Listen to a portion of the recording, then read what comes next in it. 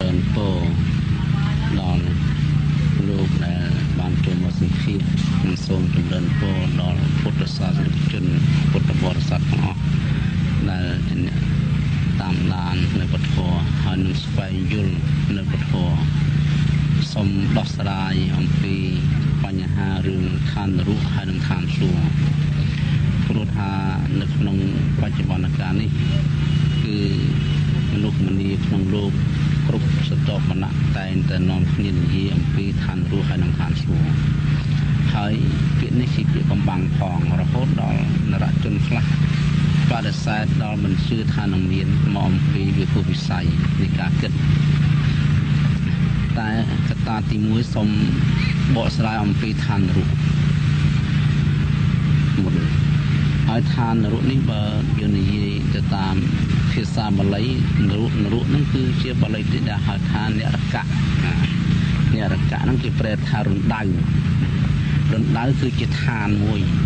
ได้ชีกันลายมวยได้ตกจะดอยกับปวดสัตว์แต่ขมิ้นบนปวดนรุนั่นมีในทาจิปตินอมสัตว์ก็คือจีตลายติดเปลี่ยนบนจังกับปวดสัตว์หน้าได้แต่ใส่ในขนมทานนรุนุคือกับปวดสัตว์นุมีตกวิญญาจิตนุมีตกวิญญาจิตนุให้นรุนี่บาปูลเอาเจฉบับเอาเมนเทนให้เอาคืนฉบับเมนเทนเตนรุปัจจุบันหนึ่งประลูกเมียนปีนรุปัจจุบันนี้ยังอาจเปรียบบานได้เปรียบสำนักทามนุษย์หักโดยจะรู้ในคำทานรู้การทามนุษย์นี่ได้เก่าคือเบอร์ยืสำนักขนมปัจจุบันมอคือกระไรคนตันนี้คือจีมันตีคมแข็งหนึ่งปวดทานนั้นมันแม้นเชี่ยกระไรรุนในดาวเสรีที่เชี่ยกระไรขมิ้นเสรีหมอเชี่ยขมิ้นกระไรขมิ้นเสรีมันอาจจะเทินในอำเภอนาบานตามจัดต่อคือเชี่ยมนุษย์ได้แต่จวบในขนมปนมันจะกินคือจะเนี่ยมีคำหอกให้ตรึปริจญาหรือก็ตรึปริชีเพื่อในกรรมก่อหากรรมการณะกรรมก่อทั้งตีนั้นคือตอนกรรมนะหมอตอนกรรมได้อำเภอโดยจีมีวิธีไว้จองหรือก็กัดขบาลกัดใดกัดเชิงหรือก็ดดในขนมคลื่นไอ้สับสารฟืนจังคือถ้าดีเมนเทนถ้าทานเนี่ยได้จอบกบกบนั่นคือจะทานรูปของมันไอ้ขนมปัจจุบันเดี๋ยวนี้ให้น้องประโลกมันเขาตีในขนมประโลกเกี่ยมเวียนประยุมรีเกี่ยมเวียนนิระยะบาลนั่นคือเวียนสัตว์เวียนอำนาจนะดาวประโมสัตว์ได้สร้างในบาปกรรมนี่เยอะแต่กัดตุประยุมรีนั่นเนี่ยกัดตุอย่างนั้นมันนกได้จบตกในขนมลูกไตเนี่ยบนนึงโจตขนมดอกบอลก็ให้คมแข็งเชียร์บอลตัวนี้เกียร์นั่นคือท่าเชียร์มนุษย์ได้เตยลงกัดตลาดการแต่ที่เตยกัดตัวตรงวนท่าประมาณสนามไม่ถึงถึงจังตลาดการปัจจุบันโดยประยุมเรียยังโดยประยุมเรียในขนมตีบลูกยังประลูกยังให้เนี่ยได้รักษากบเนี่ยได้ฟื้นตรนกรรม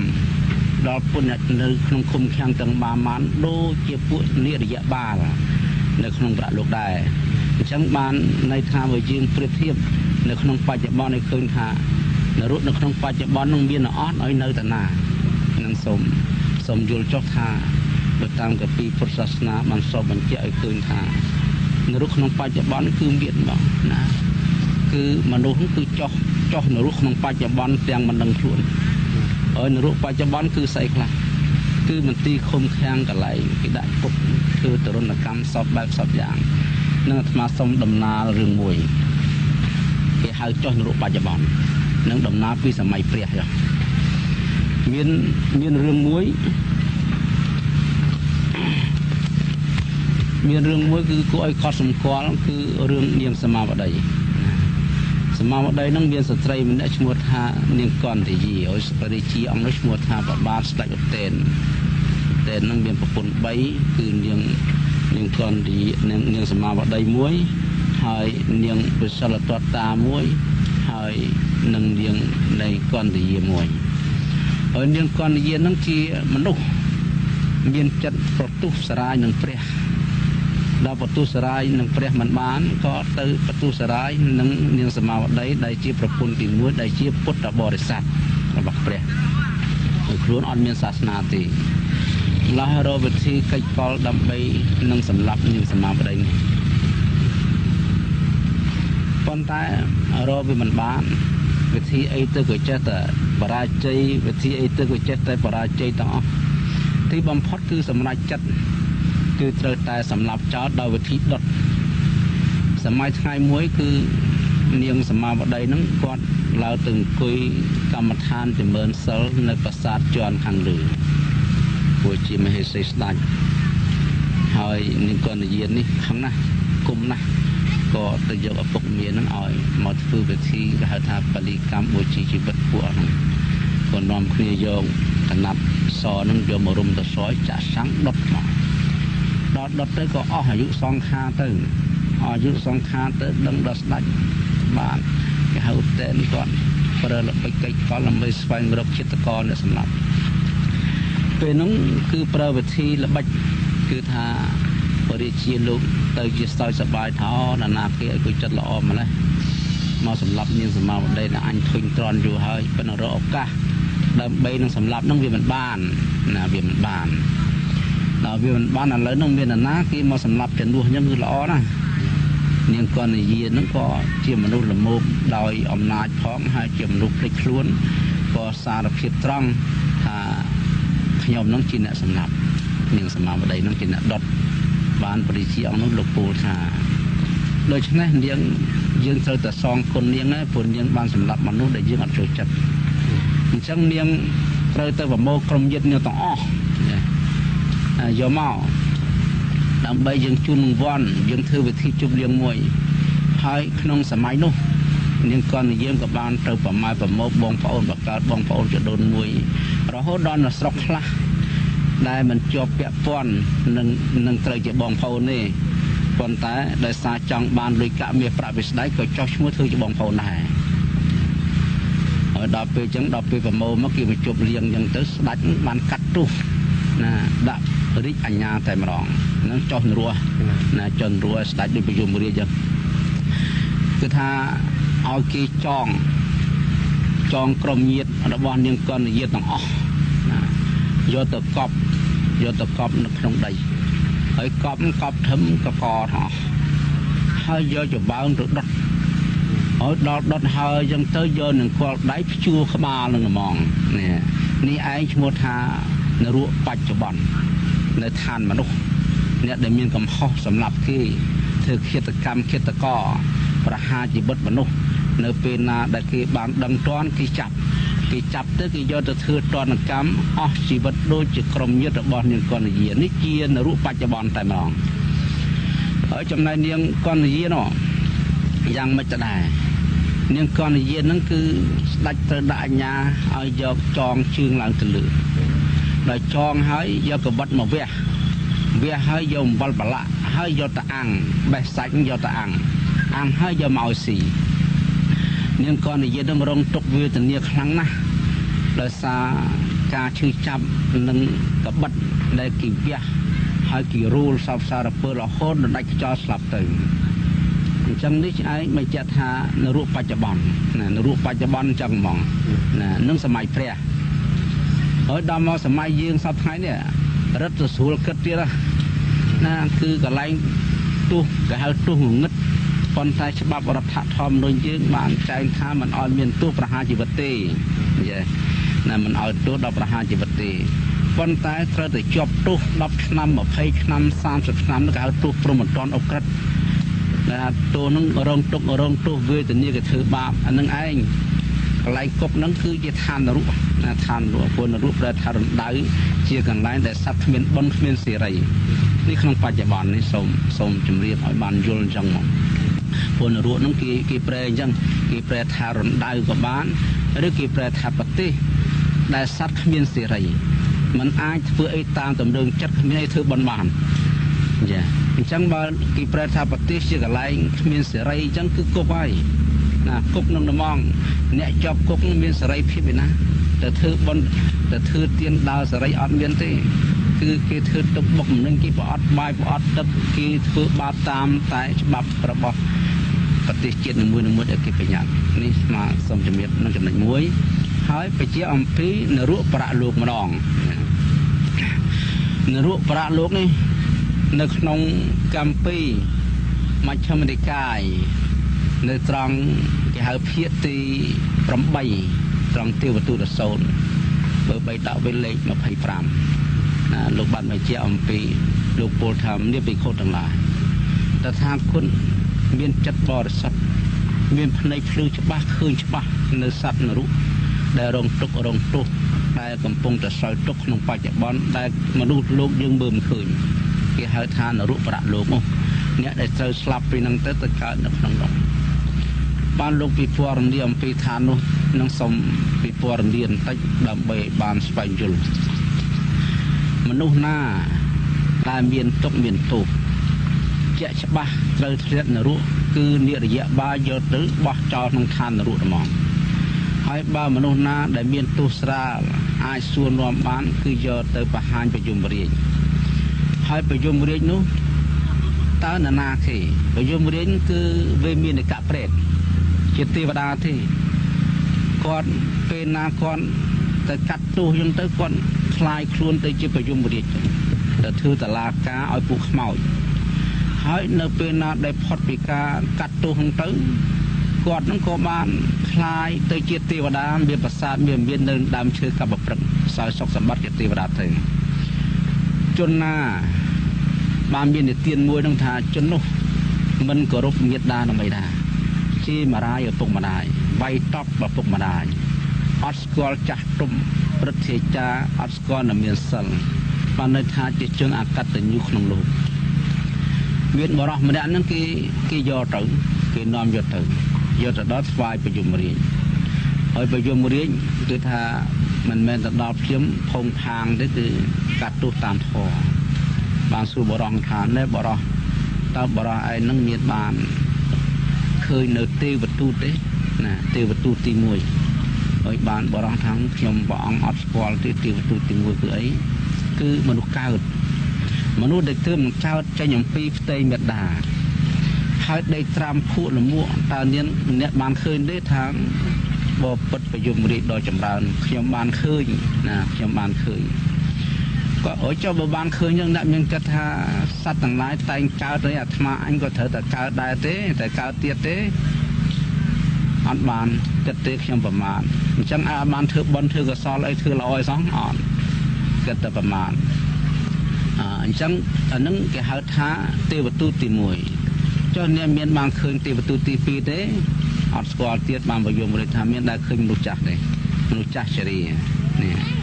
សាក់ស្កូវថ្មិញបាក់ភ្នែកខោងអីស្បែកជ្រីងជ្រួញអីសពសារពើអញ្ចឹងទៅហើយបានគាត់ឆ្លើយថាថេមឃើញព្រះអង្គឲ្យឃើញហ្នឹងហើយទេវទូតទី2តែអ្នកបានគិតថាអ្នកឯងទៅចាស់ទេមានបានគិតធ្វើបុណ្យធ្វើកុសលធ្វើល្អអីគេទេថាអត់ទេខ្ញុំអត់មានបានគិតរឿងធ្វើបុណ្យធ្វើកុសលទេខ្ញុំគ្រាន់តែឃើញតែមនុស្សចាស់អញ្ចឹងឯងនេះចំជាប្រមាថហើយចុះឯងមានបានឃើញនៃទេវទូតទី3ទេទី3នឹងស្អីគេទៅព្រះអង្គណាគឺមនុស្សដែលមានអាពាធណាមនុស្សមានជំងឺឈឺចាប់ចុកពោះគឺថាដេកនៅក្នុងស្លុកលមួករងទុក្ខរងទោសឈឺក្បាលពលមុខសពសារពើចូលមន្ទីរពេទ្យចូលកលិនឋានអីមានដែលឃើញថាឃើញចុះអ្នកមានបានកើតថាអ្នកត្រូវឈឺទេត្រូវលំបាកទេត្រូវឈឺអញ្ចឹងដូចគេទេថាអត់ទេហើយមានបានគិតរឿងធ្វើបុណ្យធ្វើកុសលអត់សោះអត់ទាំងអស់ខ្ញុំណាការនៅជាមនុស្សនោះម៉ែឪខ្ញុំសិតជីហ្មងខ្ញុំជីម៉ែខ្ញុំឪខ្ញុំប្រមាថកាតជាអត់ចេះគោរពអត់ស្គាល់មនុស្សចាស់មនុស្សអីទេខ្ញុំខុសហើយឥឡូវឯងប្រមាថឯងបាបកម្មឯងចុះឯងមានបានឃើញទេវទូតទី4ទេថាទេវទូតទី4ស្អីគេទៅព្រះអង្គទេវទូតទី4គឺមនុស្សស្លាប់ទី4គឺមនុស្សដែលជាប់អញ្ញានៅពេលដែលពួកចៅទាំងឡាយលួចទ្រព្យសម្បត្តិមហាជនហើយនៅស្រុកពួករាជបរោះគេបានចាប់យកទៅបណ្ដាលហើយស្ដេចយកដាក់អាជ្ញាយកទៅសម្លាប់យកទៅកាត់ក្បាលទុកទោសសពសារពើតើអ្នកមានបានឃើញទេថាបានឃើញភ្នែកចុះអ្នកមានបានគិតថាខ្លួនអ្នកនឹងត្រូវទទួលទណ្ឌកម្មបែបនេះទេថ ថាអត់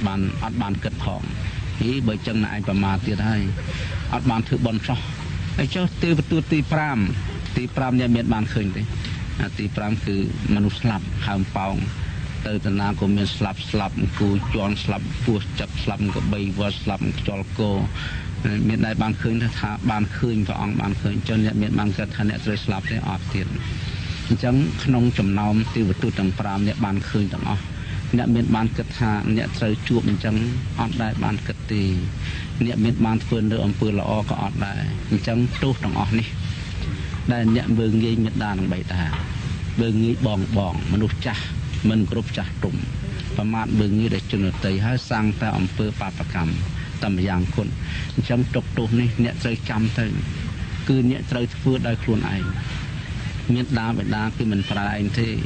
ភរិយានបុត្រគេមិនបានប្រើឯងទេគឺឯងស្ម័គ្រចិត្តធ្វើនៅបាបកម្មចំពោះខ្លួនឯងដើម្បីបម្រើជនដទៃអញ្ចឹងឯងគ្មានបុណ្យគ្មានកុសលអីដើម្បីនឹងជួយទេយើងប្រយុំរីក៏មិននឹងជួយណែយ៉ាងមិនដែរព្រោះតឡាការប្រយុំរីនេះវាជាតឡាការឯករាជ្យស្ថិតនៅក្នុងអំណាចនៃធម៌សុទ្ធមិនស៊ីសនុកសោប៉ាន់ឬជនណាឡើយពេលឯងគឺសត្វគេប្រយុំរីក៏បកគលភារកិច្ចនេះឲ្យទៅនិរយបាលនៅក្នុងស្ថានភាពនោះគួរឲ្យខ្លាចនិយាយអំពីឋាននរកដែលយើងមើលមិនឃើញតែព្រះលោកមើលឃើញគឺតំបន់នោះជាតំបន់ដៅសុទ្ធហើយជាលក្ខណៈព្រៃហើយគួរឲ្យខ្លាចហើយឆ្ងាយអំពីតំបន់មនុស្ស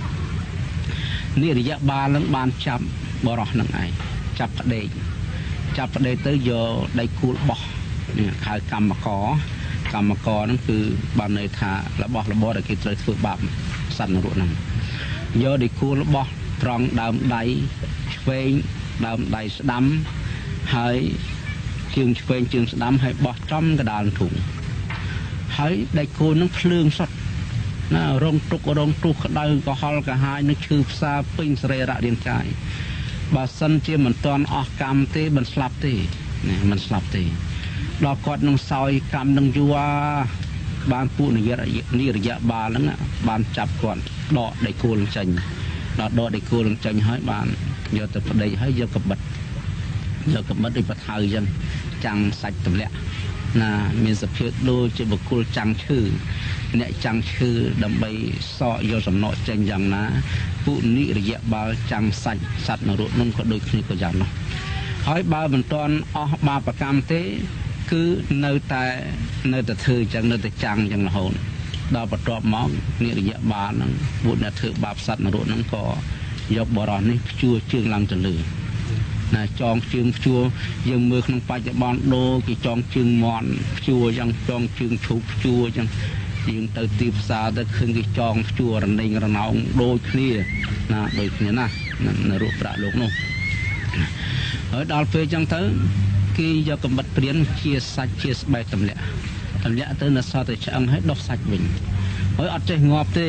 ណាជាយ៉ាងម៉េចក៏មិនងាប់ដែរលុះត្រាតែអស់កម្មបានស្លាប់ដល់ផុតពីនឹងមកនិរយបាលបានយកសត្វនរកនេះឲ្យទឹមនឹងរត់ដែកមានរត់ដែកមួយជាប្រការរំដៃហើយសុទ្ធភ្លើងទាំងអស់ហើយផ្លូវដែលត្រូវធ្វើដំណើរបរត់ហ្នឹងគឺសុទ្ធតែភ្លើងទាំងអស់ម្ល៉េះហើយសត្វនរកណាដែលមានកម្មដែលត្រូវគ្នាហ្នឹងក៏ចិត្តតែនាំគ្នាអូសរត់នឹងអូសទៅអូសមកនៅក្នុងភ្លើងក្តៅកុហលកាហាយរងទុក្ខរងទោសឈឺផ្សាមិននឹងគិតធ្វើម៉េចនេះយកអំពីទុក្ខវេទនារបស់សត្វនរកក្នុងប្រាក់លោកហើយដល់ពេលអស់ចិត្តអស់ចង់ទៅក្រោយមកទៀតគេឲ្យបរោះហ្នឹងឡើងភ្នំដូចជាភ្នំអន្តរោះហ្នឹងប៉ុន្តែភ្នំហ្នឹង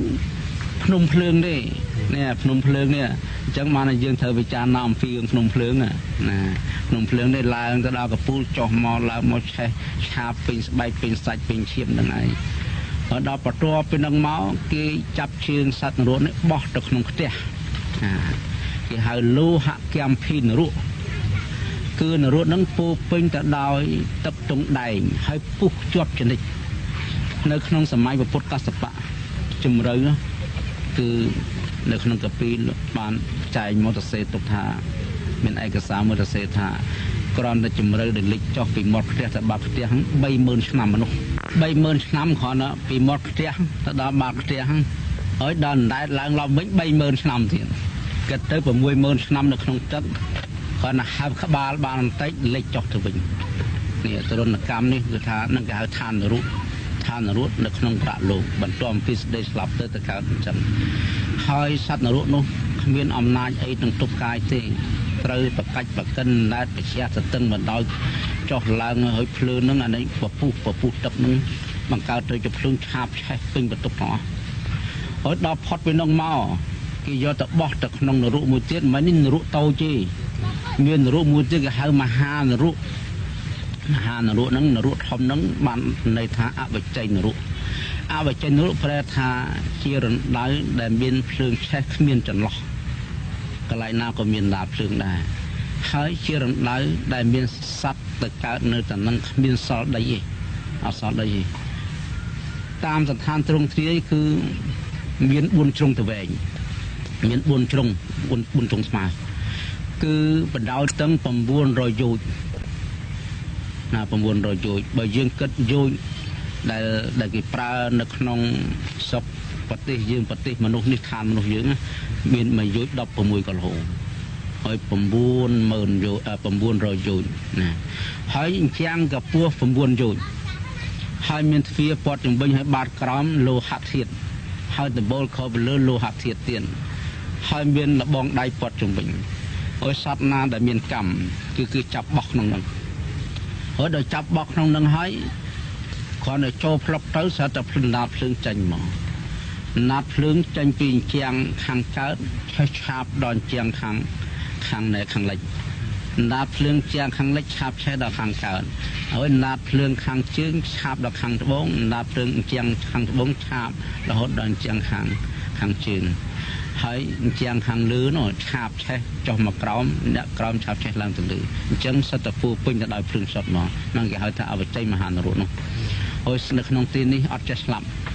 ឆេះប៉ុណ្ណឹងតិចថាឆេះសាច់ឆេះឈាមអីអស់អត់ទេគឺនៅក្តៅងុំតកូលតគុំភ្លើងបល័យកាប់ព្រះអាទិត្យណាដល់ពេលអនាគតទៅឆេះផែនដីនឹងអស់ឋាននឹងអត់ឆេះទេព្រោះភ្លើងដែលឆេះដីហ្នឹងវាក្តៅអត់ដល់ឋាននរកនោះទេណាភ្លើងនោះខ្លាំងជាងរងទុករងទោសខ្លាំងណាស់នៅពេលណាដែលមានទ្វារប្រហើបម្ដងសត្វនរករត់ចេញតាមទ្វារប៉ុន្តែចេញមកដល់ត្រមាត់ទ្វារវាយផាំងហើយឆេះស្បែកឆេះសាច់ឆេះសរសៃអស់អញ្ចឹងទៅដោះឡើងវិញមកហើយដល់រាប់រយម៉ឺនឆ្នាំប៉ុណ្ណរស់នេះតាមកពីបញ្ជាក់ថាអាយុមកកាប់អាយុមកកាប់បានន័យថាខ្លាំងណាស់អាយុមកកាប់ហើយដល់ផុតពីនឹងមកនៅក្បែរឋាននឹងទៀតនៅក្បែរឋាននឹងចេញពីឋាននឹងតិចទៅមានរណ្ដៅមួយទៀតគេហៅថាគូថនរកនេះគូថនរកហ្នឹងនរកប្រែថារណ្ដៅហ្នឹងមកពូពេញទៅដោយលមួកសិតលមួកទាំងអស់ហើយក្នុងលមួកហ្នឹងមានសត្វល្អិតយ៉ាងម៉េចគឺមានសត្វហ្នឹងមានមាត់ស្រួចដូចមជុលអញ្ចឹងនៅក្នុងដៅនរកហ្នឹងនៅក្នុងលមួកមកស៊ីស្បែកដាច់ស្បែកទៅស៊ីសាច់មិនតតហើយសត្វហ្នឹងគឺស៊ីទៅប្រកាច់ប្រកិននៅក្នុងហ្នឹងទៅរាប់រយរាប់ពាន់ម៉ឺនឆ្នាំដល់ផុតពីហ្នឹងមកបានគឺថាទៅកើតនៅមុននរកមួយទៀតគេហៅថាបកលិតនរកគឺពេញទៅដោយផេះក្តៅទាំងអស់គេថាមិនដៅនឹងសុទ្ធតែផេះទាំងឲ្យសត្វនឹងលមៀលចុះទៅប្រឡាក់ប្រឡុសក្តៅក្រហល់កាហាយហ្នឹងទៅសើទុកវេទនាហ្នឹងទៅដល់ចាញ់ពីហ្នឹងមកមានព្រៃមួយគេហៅព្រៃសសិទ្ធណាព្រៃសសិទ្ធហ្នឹងដើមឈើទាំងអស់ប៉ុន្តែដល់សត្វនរកចូលទៅដូចជាមិនមានឃើញភ្លើងចឹងរត់ចូលទៅហើយរត់ចូលទៅមិនមែនតិចទេមានដីដាស់រត់ចូលទៅស្លឹកហ្នឹងត្រូវជ្រុះម្ដងកាត់ទៅជាកាត់ដៃកាត់ជើងប្រកាច់ប្រកិនរងទុកវេទនាចេញពីហ្នឹងទៅមានឈើមួយគេហៅថាព្រៃរកាតែចាស់និយាយថាឡើងអាការដែកព្រៃរកាហ្នឹងមានបលាគឺថាមានបលាកពស់នៃព្រៃហ្នឹងកពស់មួយយោជហើយមានបលានោះគឺកម្រាស់វិញគេហៅ16ធ្នាប់ណាសត្វនឹងឡើងទៅតោងទៅមុតឈាមនេះវេទនារងទុកទៅអត់ដឹងចាញ់ពីហ្នឹងមកគេយកទៅបោះនៅក្នុងស្ទឹងមួយគេហៅស្ទឹងទឹកផ្សារហើយឆែនៅក្នុងស្ទឹងនឹងក្តៅក្រហល់កាហាយអស់ការយូរចឹងទៅបានមានសត្វនិរយៈបាលគេយកសន្ទូចដៃទៅធ្ពក់មាត់ ហើយវត្តឡើងមើលដូរយើងស្ទូចត្រីចឹងណាស្ទូចត្រីចឹងហើយគេសួរថាឯងឃ្លានទេទាំងខ្ញុំឃ្លានបាយណាបើចឹងហាមាត់ហាមួយអញ្ចឹងគេយកថាកង្វេដែកសិតតែភ្លើងកង្វេដែកនឹងយកមកដល់ចាប់មាត់ទាញមកហើយបញ្ចូលដុំដែកទៅហៅទឹកណែលោហៈធាតុណាដុំលោហៈធាតុបញ្ចូលទៅឆេះកំពុងខឆេះកាពះឆេះពវៀនទឹកពវៀនធំបាចេញមកទាំងអស់រងទុករងទោះហើយអត់ស្លាប់ទៀតណាគាត់អញ្ចឹងអត់ស្លាប់ទេហើយបើសេកទឹកគេបញ្ជាក់ទឹកក្នុងដែកដល់រងទុកអស់អញ្ចឹងទៅបានគេយកទៅបោះក្នុងមហានរូបវិញទៅនេះគឺជានរុដែលស្ថិតនៅក្នុងប្រាក់លោកគឺទុកទោសមានសភាពបែបនេះនឹងសូមនៃលោកដែលមកសម្ភាសជាមួយអាត្មានេះឲ្យបានយល់ថាតើឋាននរុជាស្អីគឺជារណ្ដៅជាកន្លែងដែលសត្វឥតបុណ្យទៅកើតនៅកន្លែងនេះហើយសោយទុកវេទនាដូចជានរុបច្ចុប្បន្ននឹងប្រាក់លោកដូចស្មាបានសម្ដែងមកខ្ញុំកណាបានយល់បានដឹងពីព្រះថេរដីការបស់ព្រះអង្គដែលបានរៀបរាប់ពីឋាននរុហើយឋាននរុទាំងលោកីទាំងឋាននរុទាំងបរិលោកហើយឃើញថាការធ្លាក់ចុះទៅក្នុងឋាននរុនេះគឺជារឿងមួយដែលគឺថាគួរឲ្យភ័យខ្លាចហើយគួរឲ្យស្ញប់ស្ញែងជាទីបំផុតហើយខ្ញុំកណាចង់ទូសួរថាតើបុគ្គលរបៀបណាជនប្រភេទណាដែលធ្លាក់ចុះទៅក្នុងឋាននរុហើយសូមបដិជគុណមេត្តាសង្ខេបមានធរដីកាទាំងក្នុងលោកនេះនិងបរិលោកនេះគុណគឺបើនិយាយអំពីសត្វដែលត្រូវធ្វើដំណើរទៅកាន់ឋាននរុទាំងបច្ចុប្បន្នឬបរលោកគឺដូចគ្នាគឺបញ្ញវិរិយទាំង5ទី1គឺបាណានិបាតគឺបុគ្គលជាអ្នកសម្លាប់សត្វតូចសត្វធំសត្វមានជើងច្រើនសត្វមានជើង2សត្វអត់ជើងអ្នកធ្វើឃាតករសម្លាប់មនុស្សអ្នកចាប់ចម្រិតសម្លាប់មនុស្សអ្នកបហាមនុស្សដោយដើរដោយលំពេងដោយហេតុណាមួយក៏ដោយឲ្យតែថាសម្លាប់មនុស្សឬក៏សម្លាប់សត្វតាំងពីសត្វគូសត្វក្បីមាន់ទាជ្រូកសត្វល្អិតសត្វតូចសត្វធំទាំងអស់ហ្នឹងគ្រាន់តែថានៅក្នុងបច្ចុប្បន្ននឹងទៅប្រាក់លោកខុសគ្នានៅក្នុងបច្ចុប្បន្ននេះគឺគេច្រើនតែនិយាយអំពីមនុស្សហើយបើទៅក្នុងប្រាក់លោកគេនិយាយតាំងពីសត្វល្អិតតែទោះដែលត្រូវទៅកើតនរុក្នុងបច្ចុប្បន្ននរុគឺថាក្នុងបច្ចុប្បន្នគេថាទោះណាដែលវាពាក់ព័ន្ធនឹងខុសនឹងច្បាប់ព្រហ្មទណ្ឌនឹងគេជាប់ទោសហើយដាក់គុកដាក់ច្បាប់នឹងចុះនរុបច្ចុប្បន្នតែបើតាមផ្លូវធម៌វិញគឺមិនចាំបាច់ទៅដល់នោះទេសូម្បីតែសម្លាប់ចៃសម្លាប់សត្វល្អិតឬក៏សត្វពស់ឬក៏ត្រីឬគោក្របីមាន់ទាជ្រូកឡើងទៅគឺចុះផ្លូវហ្នឹងទៅនរុហ្មងនៅនរុប្រាក់លោក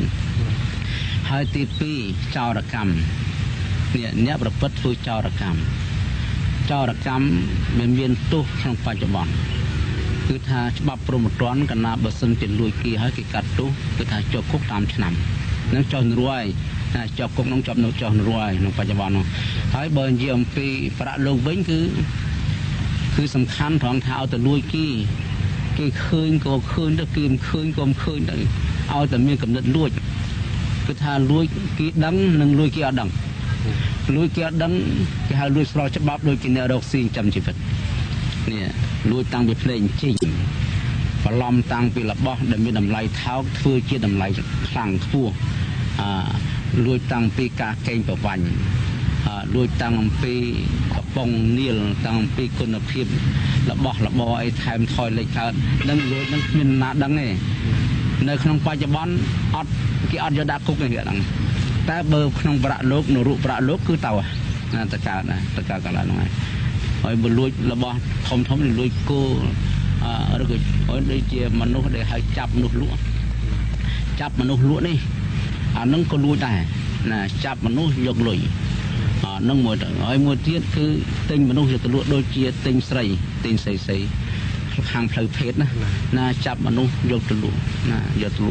គឺថាស្រីណាដើរទៅដាច់សង្វែងទៅមានយើងទៅប្រព្រឹត្តធ្វើចោរកម្មចាប់មនុស្សយកទៅលក់តគ្នាទៅណាឬក៏លួចគោលួចក្បីលួចដីស្រែដីចំការលួចព្រំដីណាសំបីតែព្រំដីនេះនឹងបើយើងនិយាយតាមច្បាប់ខាងនរុលោកខាងមុំទូដីគឺព្រំដីគឺថានៅពេលណាដែលយើងទៅបន្លំព្រំគេនៅក្នុងបច្ចុប្បន្ននេះយើងអាចរួចខ្លួនមិនជាប់គុកទេដោយសារយើងត្រូវគ្នា តែបើនៅក្នុងបរៈលោកវិញគឺថាតមចាមឲ្យតមចាគេអស់ឡៃហើយយកទៅអានឹងយើងចោះនរកក្នុងបរៈលោកហើយនឹងទៅក្នុងហើយទី3គឺកាមេសុមច្ឆាចារៈប្រវត្តិខុសគឺកាមគុណណាកាមគុណបើយើងនិយាយសួរស្ដាប់មកថាបរោះណាដែលមានប្រពន្ធហើយមិនត្រេកអរនឹងប្រពន្ធខ្លួនហើយទៅស្រឡាញ់ស្ត្រីដទៃស្ត្រីបេសចាឬក៏ប្រពន្ធគេកូនគេខុសច្បាប់នេះហ្នឹងបើនៅក្នុងបច្ចុប្បន្នក៏មានគុកដែរណាមានគុកដែរមនុស្សដែលចាប់រំលោភស្ត្រីភេទនឹងជាប់គុកក្នុងព្រហ្មទណ្ឌដែរហើយដល់ទៅបរៈលោកហ្នឹងគឺទៅកើតនៅក្នុងនរកបរៈលោកដូចស្មាបានសម្ដែងមិនអញ្ចឹងណាដូចជាអ្នកបើកបននេះបើកបនមានស្រីបេសចាកាមីហើយក្នុងសប្តាហ៍ថ្ងៃនេះអ្នកដែលសោយទុកនរកក្នុងបច្ចុប្បន្នគឺជំងឺអេដនេះនឹងអេដចំហើយណាកាលណាដល់ពេលនាំគ្នាបរិភោគកម្មទៅកើតអេដ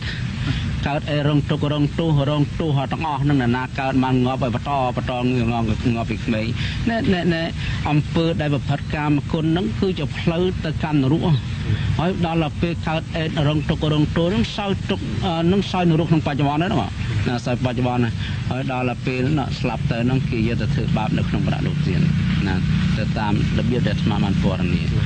ហើយទី4គឺបុគ្គលដែលជាអ្នកនិយាយកុហកផបោកព្រះណាហើយផបោកព្រះហ្នឹងគឺមិនប្រកាសពជាថាអ្នកលោកសង្ឃផឲ្យយាយជីផឲ្យក្មេងផចាស់ផទេ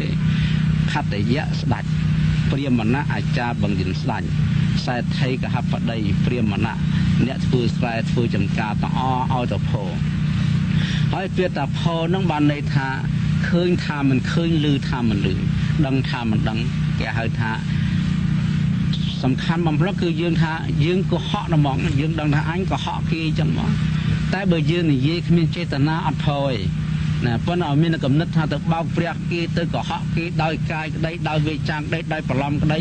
ឲ្យគេវិនិច្ឆ័យសម្បត្តិដោយហេតុណាមួយក្តីឬក៏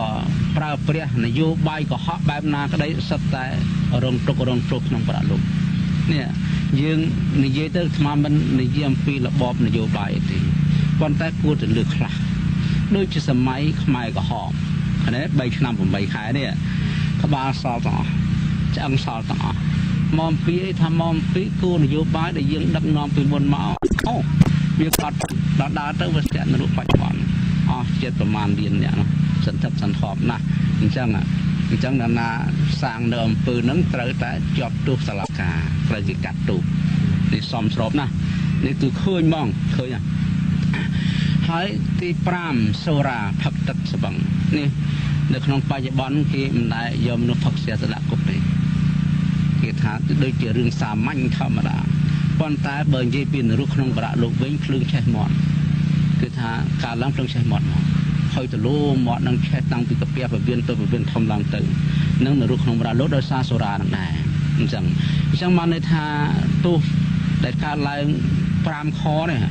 សម្រាប់លួចឆក់ប្រព្រឹត្តខុសចាមភូតផកុហកផឹកទឹកស្បឹងទាំង5ខនេះឯងគឺជាលក្ខណៈមួយដែលឲ្យបង្ហាញថាមនុស្សនឹងគេហៅមនុស្សនរកមនុស្សធ្វើដំណើរទៅកាន់នរកក្នុងបច្ចុប្បន្នទៅប្រាប់លោកណាខ្ញុំកណាបានដឹងបន្តទៀតហើយថាជនណាដែលបានទទួលនៅចុះឋាននរកទាំងលោកីទាំងបរលោកហើយគឺថានិគុណមានធរដេកាមកថាអ្នកដែលដាច់សិល5និគុណដាច់សិល5ដាច់សិល5ដូច្នេះហ្នឹងហើយខ្ញុំកណាសូមថ្លែងអំណរគុណនិគុណបានបកស្រាយពីនរកអ្នកដែលទទួលផលកម្មខ្លួនដែលបានប្រព្រឹត្តហើយទទួលផលជានរកនៅក្នុងបច្ចុប្បន្ននិងអនាគតហើយសរុបមកគឺអ្នកដែលដាច់សិល5នឹងឯងដែលបានចុះទៅឋាននរកដែលទទួលផលកម្មនេះ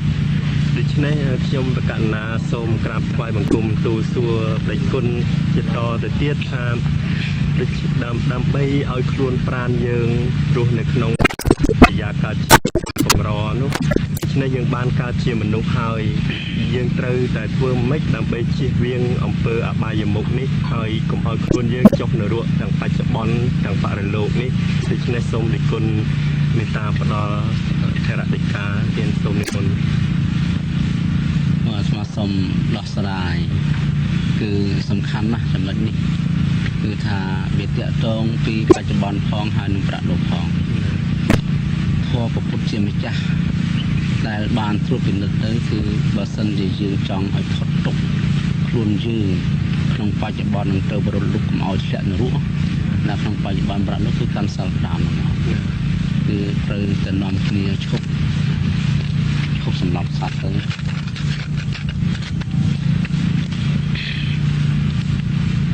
គុណអាចមានរដីកាឡើងវិញគឺថាដើម្បីឲ្យខ្លួនយើងផុតអំពីនរកក្នុងបច្ចុប្បន្ននឹងទៅប្រាក់លោកគឺបុគ្គលម្នាក់ត្រូវតែកាន់សិល5ទី1គឺឈប់សម្លាប់គឺថាបើមានកិច្ចការអីគឺយើងត្រូវតែទូនមានបដៅគ្នាដោយចិត្តមេត្តាបើសិនជាមានកំហុសខ្លះយើងត្រូវតែដាក់អាជ្ញាដោយការខាត់ខាំងតែកុំធ្វើទរណកម្មដល់ផ្លូវកាយហើយទី2គឺយើងកាន់សិលធានាទាន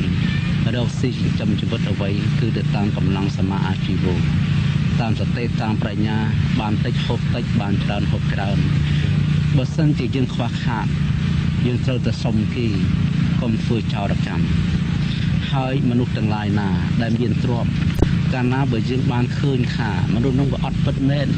ដោះស្រាយគ្មានអនត្តភាពទេយើងគួរតែជួយសង្គ្រោះគេធ្វើម៉េចឲ្យគេចេះរស់នៅឲ្យគេបានរស់នៅល្អផងនឹងទី2ហើយគឺយើងត្រូវតែស្ដែងការស្មោះត្រង់នៅក្នុងភរិយានិងស្វាមីបើបរោះបើមានប្រពន្ធហើយគួរតែស្រឡាញ់តែប្រពន្ធខ្លួនទៅណាកុំឲ្យទៅឆាឆើដល់ប្រពន្ធកូនអ្នកស្រីបើស្ត្រីគឺស្មោះត្រង់នឹងប្តីរបស់ខ្លួននឹងបានសុខសន្តិភាពហើយផុតចាកនរកហើយទី4ត្រូវនិយាយពិតដល់និយាយពិតបរោះទៅគឺជឿបានហើយទី5កុំផឹកទឹកសបឹកគឺសូរ៉ានិងមេរ៉ៃគឺយើងកុំផឹកទឹកសបឹកមានតែសិល5នេះទេកាលណាបើនរជនណាបានកាន់សិល5នេះនរជននោះគ្មានធ្វើកំហុសនៅក្នុងច្បាប់គេថាច្បាប់ព្រហ្មទណ្ឌរបស់រដ្ឋទេមិនស្ទាក់នរកក្នុងបច្ចុប្បន្នទេហើយនរជននោះទៀតក៏មិនបានស្លាប់ទៅតែកើតនៅក្នុងនរកក្នុងប្រាក់លោកដែរហើយថែមទាំងបានទៅកើតឋានសួគ៌ថែមទៀតផងហើយម្យ៉ាងទៀតអាត្មាបានគិតពិចារណាសពគ្រប់ទៅឃើញថាបើសិនជាមនុស្សទាំងអស់នាំគ្នាកាន់តែមាត្រា5គឺសិល5នេះគឺប្រទេសត្រូវបានសុខសន្តិភាពហើយមានអភិវឌ្ឍសុខសន្តិភាពយ៉ាងម៉េចហើយចុះបើសិនជាពលរដ្ឋនៅក្នុងដែននីមួយៗក្នុងភូមិក្នុងឃុំក្នុងស្រុកនៅក្នុងប្រទេសនាំគ្នាមិនសម្លាប់គ្នាទៅវិញទៅមកមានតែមេត្តាធម៌រកស៊ីស្មោះត្រង់គ្មានធ្វើចោរកម្ម